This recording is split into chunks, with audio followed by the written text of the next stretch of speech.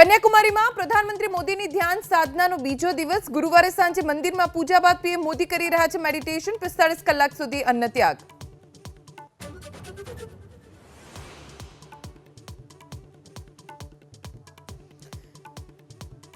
Police પર હુમલાના આરોપમાં 6 સામે એફઆઈઆર, સમગ્ર મામલે તપાસ કરાઈ શરૂ।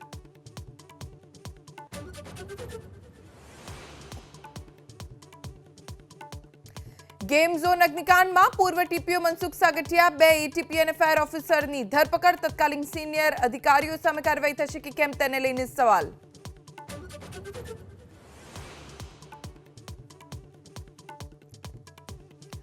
कारोबारी सप्ताहना अंतिम दिवसे उछाड़ा साथे खुल्યું भारतीय शेर मार्केट। 340 पॉइंटना उछाड़ा साथे सेंसेक्स 74,225 पर, निफ्टी में 90 पॉइंटनो વધારો।